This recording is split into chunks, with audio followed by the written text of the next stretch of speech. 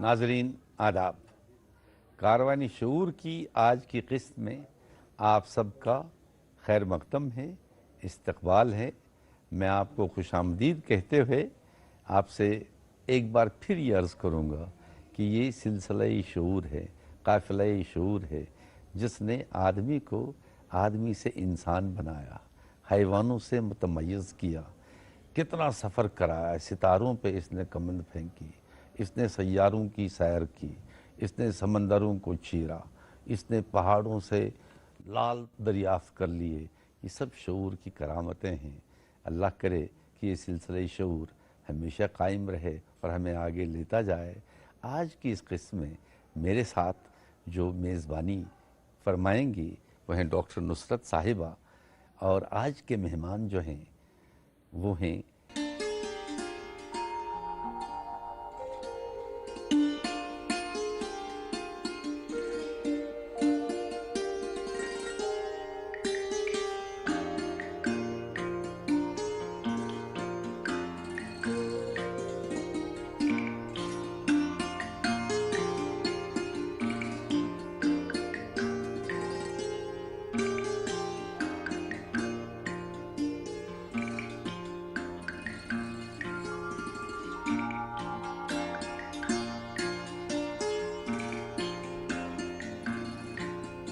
बेताब साहब जो यहाँ मौजूद हैं, जो यहाँ बैठे हैं, उनका सुकून और आराम देखकर ये दिल चाह रहा है प्रतिपाल सिंह जी कि मैं आपसे पहला सवाल यही करूं कि आपके तखल्लुस में ये बेताबी कहाँ से आई, या ये कि सुकून के पीछे ये बेताबियाँ कहाँ छिपी हुई हैं। बहरहाल जहाँ तक इस बात का ताल्लुक है मेरे तखल्लुस का जी, तो मुझे अपना एक शेर ही याद आ रहा है इस वक्त कि हमको खामोश न जानो साहिब, अंदर एक शोर बपा रहता है। हमको खामोश न जानो साहिब, अंदर एक शोर बपा रहता है। जैसा कि आपने फरमाया, मेरा ताल्लुक पुंछ के उस इलाके से है जो एक्चुअली जो हमारे उस तरफ का कश्मीर और इस तरफ का कश्मीर, उसकी जो एक्चुअल लाइन ऑफ कंट्रोल है उसी पे मेरा गांव है। और जिस इलाके से आजकल ट्रक्स और बसेस इधर से उधर जाती हैं सामान लेके और सामान लेकर आते हैं, चक्कांदा बाग जिसको बोला जाता है, बस वहीं से हमारा गांव एन एक्चुअल कंट्रोल लाइन के साथ साथ साथ शुरू हो जाता है और पीछे तक जाता है। बीच में साहिबा मैं आपको एक बात इनके बारे में ये भी बताऊं कि पुंछ जो है वहाँ कई ज़बानें बोली जाती हैं, कश्मीरी, डोगरी, गोजरी, पहाड़ी, लेकिन इनकी मादरी ज़बान जो है वो पंजाबी कहिए उसे या पहाड़ी कहिए वो है। पंजाबी क्या है और पहाड़ी वहाँ क्या है कि एक्चुअली जो ये एक इलाका है पुंछ का इलाका, वो कश्मीर में जो उड़ी और करनाह के इलाके हैं वो पिछली तरफ मुजफ्फराबाद रहेगा, और जो पाकिस्तान में जो रावलपिंडी का इलाका है ये दरअसल इस पूरे इलाके की एक जुबान है जिसको पाकिस्तान में पोठोहारी कहा जाता है।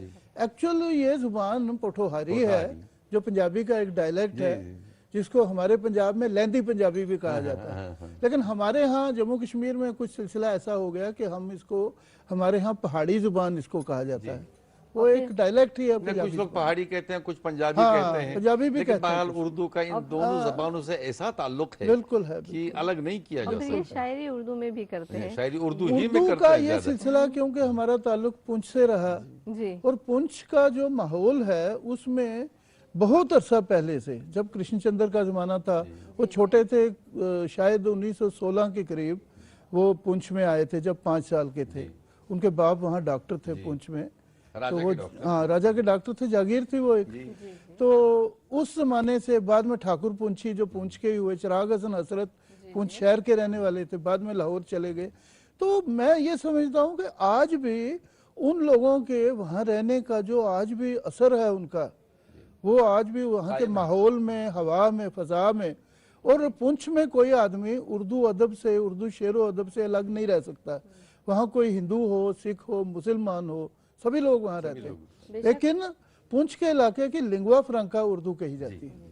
बेशक वहाँ के लोग उर्दू शायरी से अलग नहीं रह सकते, लेकिन आपके ताल्लुक से जब बात मैं करूँ तो ये कि आपने पॉलिटिकल साइंस में एमए किया, आपने कानून की डिग्री ली, फिर कैस का में दाखिला लिया, फिर सर्विसेज में आप गए, और उसके बाद आप उर्दू शायरी की तरफ भी आपकी तवज्जो रही, तो आप शायरी की तरफ कब और कैसे आए? असल में कैसा है, ये है कि ये जो एमए सियासियात या एलएलबी ये तो बाद की बात है जी जी तो उर्दू शायरी की शायरी तरफ पहले तो शुरू- मेरा पहले रुझान शुरू जो की। है जी। वो जब मैं 10वीं जमात में पढ़ता था, बल्कि तकरीबन 10वीं का इम्तिहान दिया था, जी तो करीब करीब उसी ज़माने में मैंने गज़ल और नज़म दोनों। जी दोनों लिखे। ख़ास बात यह है कि मैंने शुरू में, मैं हालांकि गज़ल भी कहता हूँ, जी मेरी जैसे मजमूए आपने जी। देखे होंगे, जी जी गज़ल भी है, नज़म भी है, लेकिन शुरू से जब मैं 10वीं जमात में था उस ज़माने से नज़्म मुर्रा और नसरी नज़म भी जी गज़ल के साथ साथ मैंने कहना शुरू कर दी। ये एजुकेशन तो तालीम साथ में चलती रही आपने और शायरी एमए में- बाद में की, एलएलबी बाद में किया, लेकिन शायरी का सिलसिला लेकिन कहना ये बहुत चाहिए पहले कि- से शुरू हो गया। कहना ये चाहिए कि यानी कानून और सियासियात, इन्होंने आपकी शायरी में कोई खलल अंदाजी नहीं की। जो तालीम होती है, जी। चाहे वो कानून की हो, हाँ, किसी- चाहे सियासियात की हो, समाजियात की हो, तालीम किसी न किसी तरह आदमी के शऊर में, जी शायरी तो शऊर ही है ना, तो उस मैं तो कहूंगा कि शायर उसमें को कहते इजाफा हैं ये साहिबी शऊर, इजाफा ही करती नहीं, है। उस सियासत का आपकी शायरी में कुछ अमल दखल है? सियासियात असल में क्या है कि इसमें बहुत सब्जेक्ट्स होते हैं, जैसे इंटरनेशनल पॉलिटिक्स है, इंटरनेशनल रिलेशंस हैं, जी तो कहीं ना कहीं वो जो तालीम है, वो जो इल्म है, वो शायरी में कहीं ना कहीं किसी न किसी सूरत में बेसिकली पॉलिटिकल हाँ, साइंस भी है, वो ऑब्जर्वेशन है, बिल वास्ता struggle का बिल मजमुआ। वास्ता ना हो तो बिला वास्ता कहीं ना कहीं जरूर चले। और फिर आपने शायरी में किसी से इस्लाह ली या फिर अपनी ही शायरी आपकी आगे बढ़ती रही? इस्लाह शुरू में जो पंजाब के जो उस्ताद थे हमारे जोश मलसियानी साहब, जोश हुसैन। उनके पास मुझे जम्मू के दो उस्ताद ही थे, महकश कश्मीरी साहब महकश और लाला कश्मीरी, मनोहर लाल हाँ, दिल, जी, जी, इन लोगों ने उनके पास वो मुझे रेडियो पेश से किया था, रेडियो से वाबस्ता रहे, मुझे उनके महकश हवाले किया, लेकिन उन्होंने आगे मुझे, उनके शागिर्द थे उस वक्त, उनकी उम्र काफी थी जो हाँ, शायद जो साहब की तो उन्होंने मुझे साहिर सियालकोटी उनके एक शागिर्द थे, साहिर बल्कि सियालकोटी। जानशीन थे, तो 5-7 साल में उनसे ये इस्लाह साहिर भी लेता कई रहा। रहे हैं, साहिर रोदियानवी, साहिर होशियारपुरी, हाँ, साहिर साहिर सियालकोटी। ये साहिर सियालकोटी सियालकोटी थे, उनके जानशीन थे जो साहब के। जी 5-7 साल तक मैं उनसे इस्लाह लेता रहा, लेकिन फिर मेरा थोड़ा सा जदीदियत तो मैं नहीं कहूँगा, नई शायरी की तरफ रुझान था। जी मैं स्ट्रिक्टली जदीदियत या माबैद जदीदियत की बात नहीं करता, हमारी शायरी का सिलसिला थोड़ा नई शायरी का, नई हिस्सियत की बात थी। जी तो बाद में ज़्यादा देर मेरा वो उस स्कूल के साथ जो मेरी इस्लाह का सिलसिला बहुत लंबा नहीं चल सका, लेकिन बहरहाल 5-7 साल तक मैं उनसे इस्लाह लेता रहा, और शेर के क्लासिकियत जो है गज़ल जी, की, जी, जी। उसके कुछ निकात उन्होंने मुझे बहुत समझाए, राज समझाए उसके, जो आज भी मेरी मदद कर। जी लेकिन आपका ज़माना जो है वो एक ख़ास तहरीक का ज़माना रहा, तरक्की पसंद तहरीक। आपने नई शायरी की बात की, जदीदियत की बात की, तो आप उस तहरीक से भी मुतासर हुए या आपकी इब्तिदाई शायरी जो है वो उससे मुतासर हुई, और बाद में फिर आपके ख्यालात में जब तब्दीलियाँ आईं तो उसके बाद आपने नई शायरी की तरफ तवज्जो दी और उसके बाद जदीदियत की तरफ आपका रुझान हुआ? अगर मैं अपनी हद तक बात करूं तो क्या होता है कि हमारे ज़माने में, अब तो हम भी इस उम्र की इस हद में हैं कि मैं यही कहूँगा कि हमारे ज़माने में, उस ज़माने में क्या था कि स्टूडेंट्स, तालिबे इल्म जो भी थे, वो एक तरह से तरक्की पसंद तहरीक जी। जो थी, उस वक्त नेक्सलिज्म भी था, जी, जी, जी। कम्युनिस्ट पार्टीज का भी थोड़ा बहुत जोर था, तो हर नौजवान आदमी किसी न किसी तरह से किसी न तरक्की किसी पसंद तहरीक जी, से मुतालिक रहता था। लेकिन जब हमने शायरी शुरू की, उस वक्त उर्दू अदब में और हिंदुस्तान की बाकी जुबानों के अदब में उसका असर कम हो उसका असर कम हो रहा था, और नया अदब, कुछ लोग जदीदियत भी कहते हैं, जदीद अदब की तहरीक। मैं ये कहूँगा कि हिंदुस्तान में तो इसको एक तरह से सोचा जाता है कि गोपाल मित्तल ने तहरीक शुरू की या शमसुर रहमान फारूकी ने शबखून, लेकिन पाकिस्तान में भी साइमल्टेनियसली आप देखिए, नासिर काज़मी की शायरी, हिंदुस्तान आज़ाद होने के बाद जब पाकिस्तान बन गया, एक तरफ नासिर काज़मी की बिल्कुल नए अंदाज की नई शायरी सामने आती है, जिसका हिंदुस्तान की किसी तहरीक से ताल्लुक नहीं था, और फिर उसके बाद मुनीर नियाजी वहाँ कितने ताज़ा और नए। मैं ये समझता हूँ कि उसी तरह से हिंदुस्तान में भी बहुत से लोग थे जो किसी तहरीक के साथ वाबस्ता न होकर भी नए अंदाज में सोचते थे।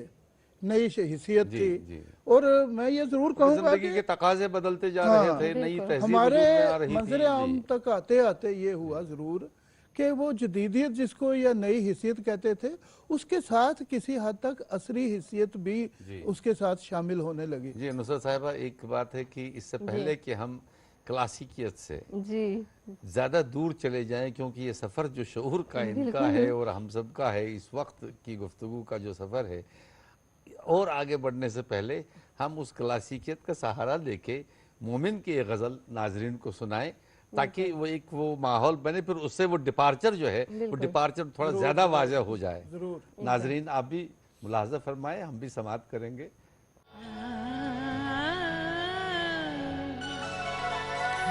ये हालत है तो क्या हासिल बयां से, ये हालत है तो क्या हासिल बयां से, कहूँ कुछ और कुछ निकले जुबान से, ये हालत है तो क्या हासिल बयां से।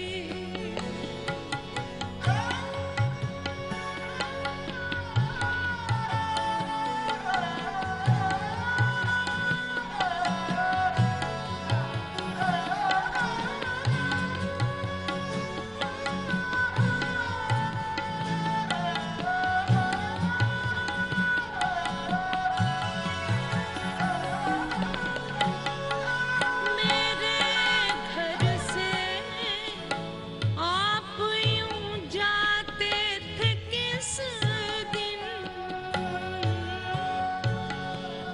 मेरे घर से, मेरे घर से, मेरे घर से आप यूं जाते थे किस दिन, उठाना मुद्दा है आस्तां से, उठाना मुद्दा है आस्तां से, कहूँ कुछ और कुछ निकले जुबान से, ये हालत है तो क्या हासिल बयां से।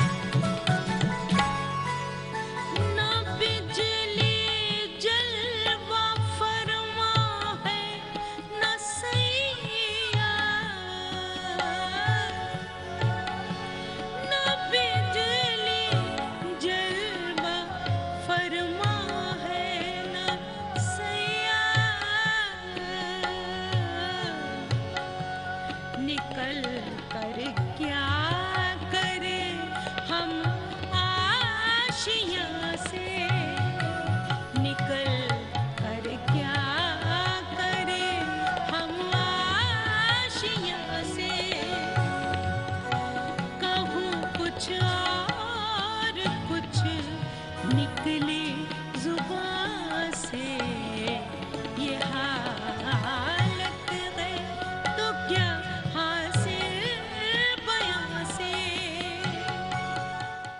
आप गज़ल भी कहते हैं और नज़म भी कहते हैं, दोनों के मिजाज में बड़ा फ़र्क होता है। देखिए गज़ल जो है उसमें बेताबी है, क्योंकि हर कदम पे आप बदल जाते हैं। नज़्म में ठहराव है, एक यानी पैगाम है, एक थीम है। आप अपने आप को कहाँ फ्री फील करते हैं, गज़ल कहते हुए या नज़्म कहते हुए? मैं तो शायद कहीं जिक्र भी किया इस बात का कि मैंने जब आगाज़ किया था शायरी का, जब मैं छोटा था 10वीं 11वीं जमात में था, तो कुछ एक कुदरती सिलसिला था कि मेरा जो आगाज़ ही था गज़ल और नज़म दोनों असनाफ में था। वरना अमूमन पहले लोग गज़ल हाँ, कहते हैं, उसके बाद शुरू फिर नज़्म की तरफ आते शुरू हैं। में मैंने नज़्म मोहरा के साथ नजरी नज़्म भी कही और फिर गज़ल भी, हालांकि रिवाज इनका बाद में हुआ, लेकिन मेरे यहाँ ये दोनों चीज़ें साथ साथ चलती रहीं। लेकिन अमूमन लोग जो हैं वो गज़ल पर ज़्यादा तवज्जो देते हैं उसकी मकबूलियत की बिना पर, कि अगर गज़ल कहेंगे तो गज़ल कहने में ज़्यादा जल्दी शोहरत मिलेगी। लेकिन आपने नज़्म की तरफ ज़्यादा तवज्जो दी, और फिर आज भी लेकिन हम देखें तो गज़ल और नज़्म में नज़्म का को वो मकबूलियत हासिल नहीं है नुसरत अज़दर साहब जो हम गज़ल एक को है। ऐसी नस्ल से ताल्लुक़ रखते हैं, मेरे कुछ दोस्त हैं जिनमें अब्दुल अहद साज हैं, बहुत मतलब, और बहुत आलम खुर्शीद, कुछ लोग हैं जिन लोगों ने, हम लोगों ने 1970 के आसपास लिखना शुरू किया था। और हमारी खासियत ये थी कि हम लोगों ने, हालांकि हमसे पहले वाले जदीद शायर मुशायरे में नज़म पढ़ने की जरूरत नहीं करते थे, लेकिन हम लोगों ने मुशायरे में नज़म पढ़ने की रिवायत शुरू की थी। और शुरू से हम अगर गज़ल भी पढ़ते रहे मुशायरे में, तो साथ में हम नज़म भी सुनाते रहे, और किसी हद तक नज़म को अवाम में भी पॉपुलर करने में हम लोगों ने काफ़ी रोल अदा किया। हाँ, और इसी तरह किरतास पे भी, किताब में भी हमने नज़म को कभी, बल्कि मुझे तो ये उर्दू अदब में ये शिकवा रहा हमेशा, हालांकि मैं खुद गज़ल गो हूँ, गज़ल कहता हूँ, लेकिन एक तरह से मेरे अंदर ये एक शिकवा जैसा रहता है कि उर्दू में गज़ल के जादू ने, गज़ल के तिलिस्म ने नज़म की किसी भी सिन्फ को उभरने नहीं दिया, पनपने नहीं दिया। नुसरत साहिब, आप क्या सोचती हैं कि इनसे हमें इनकी गज़ल सुनना चाहिए या इनकी नज़्म सुनना चाहिए? नहीं, इनके ताल्लुक से तो इन्हीं अगर से ये पूछेंगे। नज़्म के एक दो शेर सुना दें, और एक गज़ल के एक दो शेर सुना दें, और एक नज़्म एक छोटी सी सुना दें, तो हमें ज़्यादा अच्छा लगेगा। ये 21वीं सदी से, हाँ, कोई भी नज़्म जो इसमें सामने आएगी सुना दूंगा। जी जी। सोच आवारा परिंदे की है मुझ में, जंगली पेड़ों की मुझ में चाशनी है, आसमानी वुसअतें हैं, मौसमों की ताजगी है, वाह। शान से बहते हुए दरियाओं की मुझ में रवानी, शान से बहते हुए दरियाओं की मुझ में रवानी, मैं चरिंदे सब्जाजार, मुझको इंसानी लबादा ही अगर मिलना था तो फिर रिश्तों नातों शहरों भीड़ों कायदों से जाबितों से दूर, मैं कहीं खाना बदोशों की सुहानी बस्तियों में पैदा होता। जी जी, वाह वाह वाह वाह। नहीं, गज़ल के भी चंद शेर, गज़ल के शेर में सुना। क्या पेश करूं, फलक आसार पेश करूं? ये मेरे पास छोटी सी ये है डायरी। इस तरह भटकोगे दर दर कितना, इस तरह भटकोगे दर दर दर कितना, और रह पाओगे कट कर कितना, वाह, और रह पाओगे। इस तरह भटकोगे दर दर कितना, और रह पाओगे कट कर कितना, इसके पानी की भी हद है आखिर, और फैलेगा समुंदर कितना। वाह वाह, बहुत अच्छे, बहुत अच्छे। इसके पानी की भी, कितना, इसके पानी की भी हद है आखिर, और फैलेगा समुंदर कितना, कैसे हम खुद को छुड़ा ले आए, था खतरनाक वो अजदर कितना। वाह वाह वाह, था खतरनाक वो अजगर कितना, कैसे हम खुद को छुड़ा ले आए, था खतरनाक वो अजदर कितना, तेरे नेज़े की बदौलत है दोस्त, देख ऊंचा है मेरा सर कितना। वाह वाह वाह वाह। जिंदगी में तो बहुत छोटा था, जिंदगी में तो बहुत छोटा था, मैं बड़ा हो गया मरकर कितना। हकीकत तो ये है कि शायरी एक ऐसा जादू है जो सर चढ़ के बोलता है। अब ठीक है, कहीं ख्याल दबता है और लफ्ज़ आगे बढ़ता है, लेकिन कहीं ऐसा होता है कि लफ्ज़ ही ख्याल को पहुंचाने के लिए, ख्याल की तरसील के लिए ऐसा काम करता है जो हर ज़माने में लोग उससे मुतासर होते हैं। जी तो मैं समझता हूँ कि ये जो इनकी गज़ल रही जी और इससे पहले की नज़म जो रही, जी तो उसने हमारे नाजरीन को भी मुतासर किया होगा। और हम आप तो हैं ही, हम आप तो हैं ही। बेशक, लेकिन हमें लगता है कि हमारी ये गुफ्तगू बहुत खुलकर हुई बेताब साहब आपसे। जी, ये कई और बातें बहुत सामने से आई। जी। बहुत से ख्यालात शायरी के सिलसिले से मुख्तलिफ बातें सामने आई, लेकिन वक्त हमें इजाज़त नहीं दे रहा कि आपसे मज़ीद गुफ्तगू करें। हम अपने आपका तो शुक्रिया अदा करते ही हैं, लेकिन हम अपने नाजरीन को ये बताएं कि हम आपको बेताब साहब की एक और गज़ल सुनाएंगे, जी। सास के साथ सुनाएंगे। और आपसे इजाज़त लेते हैं बेताब साहब कि आपका बहुत बहुत शुक्रिया, आप बहुत यहाँ शुक्रिया, आए, बहुत बहुत आपने शुक्रिया। हमारा अपना कीमती वक्त हमारे साथ गुजारा। और नाजरीन, आपसे हमारी अगली मुलाकात फिर होगी, तब तक के लिए हमें इजाज़त दीजिए। खुदा हाफिज़। खुदा हाफिज़।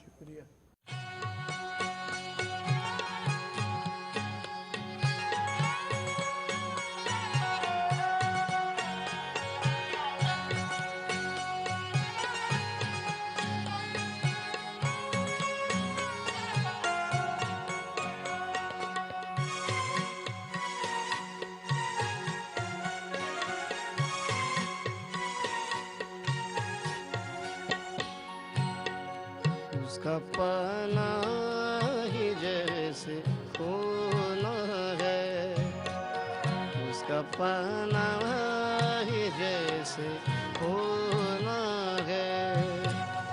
जिंदगी भी अजब खिलौना है, जिंदगी भी अजब खिलौना है। उसका पाना ही जैसे खोना है।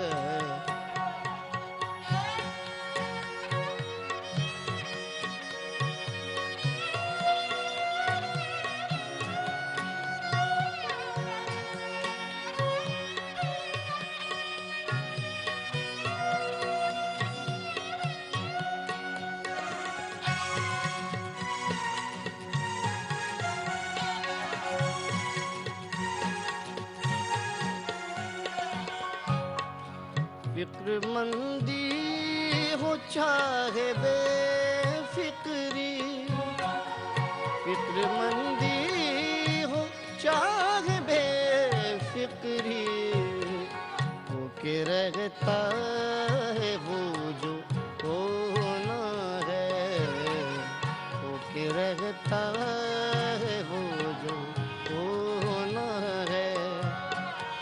जिंदगी भी अजब खिलौना है, उसका पाना ही जैसे होना है।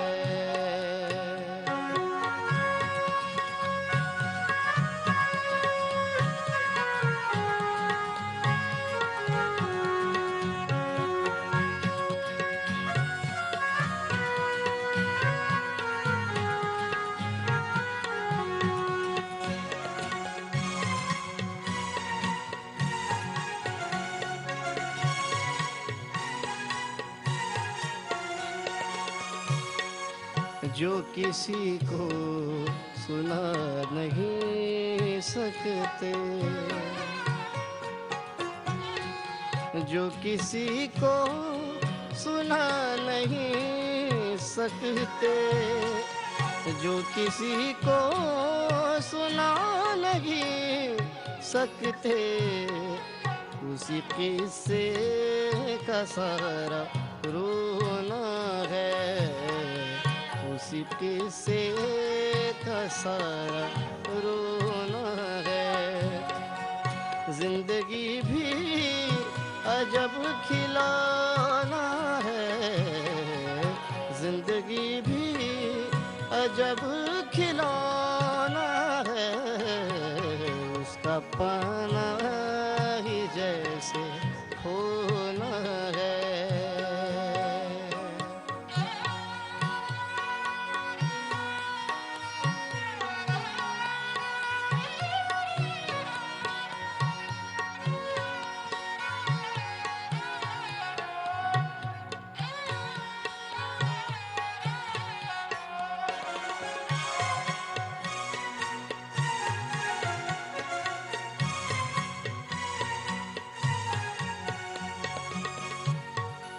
अपने जख्मों को है दिले बेताब, अपने जख्मों को है दिले बेताब, अपने ही आंसुओं से धोना है, अपने ही आंसुओं से धोना है। जिंदगी भी अजब खिलौना है, जिंदगी भी अजब खिलौना है, उसका पाना ही जैसे खोना है, उसका पाना ही जैसे खोना है। जिंदगी भी अजब खिलौना है, जिंदगी भी अजब खिलौना है, उसका पाना